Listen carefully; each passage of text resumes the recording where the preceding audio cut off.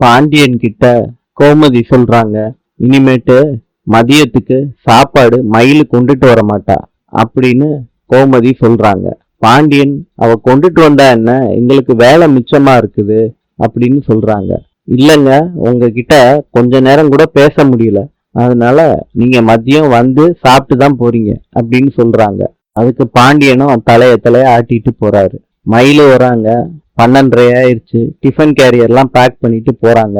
அப்ப கோமதி நிப்பாட்ட சொல்றாங்க, என் புருஷனுக்கு கொடுக்கறதா இருந்தா நீ கொண்டுட்டு போவேனா, சரவணனுக்கு மாத்திரம் வேணும்னா எடுத்துட்டு போன்னு சொல்றாங்க. மயிலு எவ்வளவோ சொல்லி பாக்குறாங்க. கோமதி அதுக்கு ஒத்துக்கவே இல்லை. கடைசியில கேரியரை வச்சுட்டு சரவணனுக்கு மாத்திரம் சாப்பாடை எடுத்துட்டு போறாங்க மயிலு. மீனாவும் ராஜியும் சூப்பரத்தை இந்த மாதிரியே பண்ணுங்க அப்படின்னு சொல்றாங்க. மயிலு அவங்க அம்மாவுக்கு போன் அடிக்கிறாங்க. இந்த மாதிரி அத்தை என்ன திட்டாங்கன்னு சொல்றாங்க.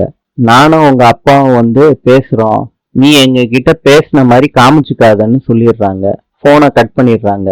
மாணிக்கமும் பாக்கியமும் வீட்டுக்கு வர்றாங்க. எப்படி இருக்கீங்க என்ன ஏதுன்னெலாம் கேட்குறாங்க பாண்டியன் கிட்ட. நான் நல்லா இருக்கேன்னு சொல்றாங்க.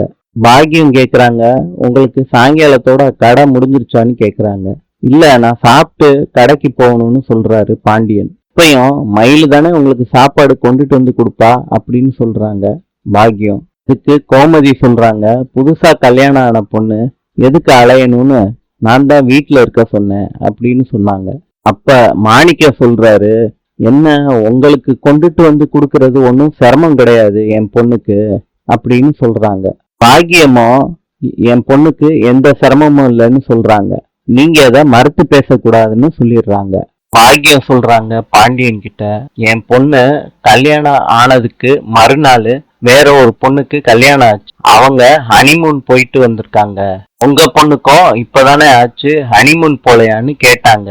எங்களுக்கு சங்கட்டமா போச்சு. நீங்க அனுமதி கொடுத்தீங்கன்னா ஒரு நாள் ஹனிமூன் போயிட்டு வரட்டும், அந்தமானுக்கோ இல்ல வெளியூருக்கோ எங்கேயாவது ஒரு இடத்துக்கு போயிட்டு வரட்டும் அப்படின்னு சொல்றாங்க பாக்கியம். அதுக்கு பாண்டியன் சொல்றாரு, இந்த மாசம் சரவணனுக்கு வேலை அதிகம், அதனால அடுத்த மாசம் வேற ஒரு நாள் அன்னைக்கு அனுப்பி வைக்கிறோம் அப்படின்னு சொல்றாங்க. பாண்டியன் சாப்பிடுறீங்களான்னு கேக்குறாரு.